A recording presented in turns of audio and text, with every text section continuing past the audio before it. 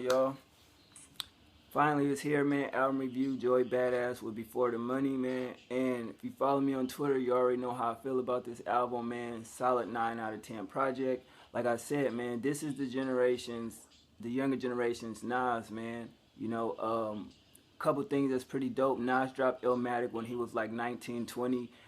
Joey Badass is 19 right now. I think his birthday is on the 20th, and he's turning 20 years old. So, that comparison is right there. But don't quote me on that. I do remember him being, I think it's a Hot 97 interview. He said his birthday is the 20th, so I think he's turning 20. You dig what I'm saying? At the end of the day, this project was phenomenal. We already know he is inspired by the 90s, and he explained that in an interview by basically saying, he was born in 95, during the golden era, and his mom listened to Biggie, Pac, Biggie, Pac, Jay, Nas, so you already know his influence is heavy with, 90s inspired music, and you get that on this project. It talks about his life, music industry, just a great project, you know what I mean? And a lot of people feel like it's a good album, but yet and still they really not fucking with it. If you remember 1999, dope mixtape, you know what I mean? He actually talked about that project, and then he followed that up with Summer Nights, which was another incredible project in my personal opinion. Some people felt that it was a little different from his boom bap 90s sound. Seemed like he was chasing a little sound or whatever, but I still feel like that was incredible. But let's get into it, man. The first track, Save the Children, a soulful, jazzy type beat. I like the sample that he got in that record. His lyrics was raw, his flow was aggressive, he definitely did his thing. That sample was amazing. Moving on to number 2, the Green Box Introlude. You gotta really pay attention to that. It was just great, man. You can just hear children talking. It was a clip of Joey, that was pretty raw. And moving on to Paper Trails, basically the ins and out of money, the evil behind it. That song get 3 checks, man. Phenomenal record. The beat was amazing. I like his flow. I thought his bars was crazy. Real dope. The scratching, I thought that was amazing. The hook was raw, man. One thing that he did say, it was a line in there that said, bet I got notes that strike nerves. And I was like, wow, that's fucking incredible, meaning shit that he write or get on, that touch you in a certain light. But that was a dope record. Moving on to Peace of Mind, another record where I get 3 checks, man. My bad, very relatable in a sense. I like that Schoolboy Q name flip that he did, and he was basically rapping to his boy that was locked up. If you pay attention to the record, dope beat. I like his flow was crazy and his bars was just immaculate. In my personal opinion, you can say what you want. I'm not gassing it. Some real life down to earth lyrics, and the hook was just honest. I think I like the hook more because at the end of the day, shit, even I need a peace of mind. You know what I mean? So that's some of the listening to that record, I was like related to it, in a sense. If I can't really relate to a song, I really don't like it. Moving on to number 5, Big Dusty. That record was just raw. Simple as that. I love the background ad-libs. I like that CB4 line. That bar was crazy. And it's kind of like towards the end of the record, like the little radio type skit, which goes into number 6. I thought that was dope. His flow was aggressive on this song. His bars was ill as hell, man. Like, he really did his thing. He was like a little cocky on there with his lyrics, but the instruments in that song was phenomenal. Next, Jesus View. Talked about his dead homie. You can definitely hear the pain in that song. I thought the beat was like mellow yet jazzy. I like the deep lyrics, the introspectiveness of it. His bars was raw as hell, and he had a nice flow. I enjoyed that hook on that song. That's one of the better hooks that I did enjoy on this album. And yeah, man, it wasn't a bad record. Moving on, number 7, Like Me, featuring BJ Chicago Kid. Now, a lot of people may like this song, but I was listening to the album and they got to this song and I'm like, it's okay. I think it just got to grow on me. Moving on to number 8, Belly of the Beast, featuring Chronics. I enjoyed Joey lyrics and his bars, but I just feel like that's another record that got to grow on me. I just thought it was okay. A couple of y'all may feel different, but it is what it is. Moving on to number 9, which is number 99. I just thought that was a crazy record where you definitely feel a 90s vibe on that record. His bars was just fucking ill as hell. His flow was strong. And the beat was good, man. I had no problem listening to that record. And towards this section of the album, you definitely feel like he's really going in. Number 10, Christ Conscious.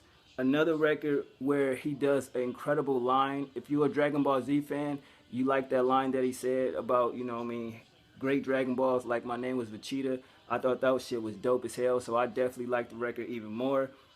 But the beat was jazzy, his flow was aggressive. You already know about his bars. Just a dope record. I fuck with it. On and On featuring Maverick, Sabre, and Diamond Lewis. Dope song, period. His lyrics was deep, very honest, came from a great place. And he talked about capital Steez in that song. So I thought that was even more, great, giving props to his friend, RP to him.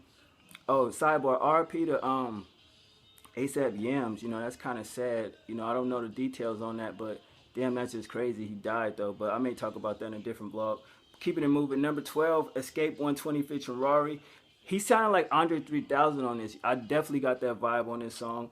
I definitely love this record. It was an honest song. He tried to switch his flow up a little bit where it's like rap, but kind of in a melodic way. And I thought that was dope. I'm like, yo, this is crazy. Like, I'm listening to it, and I'm like, okay, I definitely feel the Andre 3000 vibe. Fuck with that record all day. Nothing wrong with it. Great lyrics on that record. Moving on to number 13, Black Beatles. Crazy sample. Love the instruments. I love the background sounds on this song, and I feel like this was one of the records where a lot of people was talking about this record. I've seen a lot of people talk about it, and it was a good record. You know what I mean? If you take it for what it's worth, I definitely like it. Moving on to number 14, OCB, Only Child Blues, and this basically, from my point of view, it's about what can I say? It's about just experiencing life, basically. His bars was just ill. I love the way his lyrics was. He was actually saying something and telling you a story. I went back and listened to this like 3 times just because it's like when he was saying OCB, I couldn't hear what he was saying, and then it's like, okay, oh, Only Child Blues. So the ins and outs coming up, growing up, and definitely I feel like the younger generation definitely could relate to that record. Moving on to number 15, that song get 3 checks. This was one of the records that was out before the album dropped, Curry Chicken, and it's basically about his home life. You know what I mean? About his mom, dad, and things like that. Soulful ass beat, real lyrics.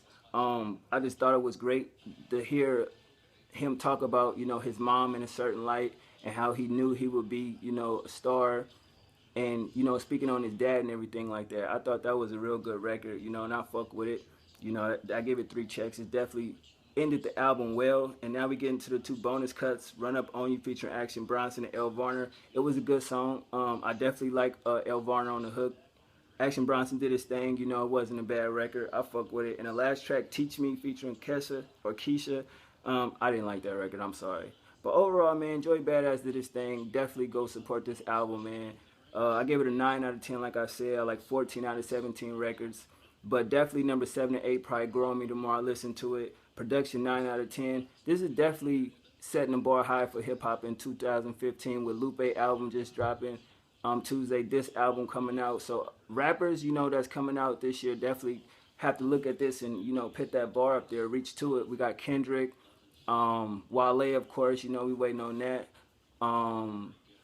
and a couple more artists, but these are more lyrical artists, so you can't take like no shade to him, but a Meek Mill record album and compare it to this, because we looking at lyrical artists. Even Drake, when he dropped his shit, he's still bar for bar great, at the end of the day. But these two just set the year off right, and I'm definitely copping these albums. I'm do my best to find them on Tuesday. So shout out to everybody that support real music, you know what I mean? Let me know what y'all think about this. Thanks for everybody for watching my Lupe Fiasco review. Sorry that it cut off on y'all, but my top 5 songs, I think I put it in the description. If not, I'll go back to it, probably at the end of the month and really talk some more about the album. But Joey Badass Before the Money review, hopefully I'll upload it sometime this week, probably on Tuesday. I'll try. So whenever you see it, enjoy it, and I'm out.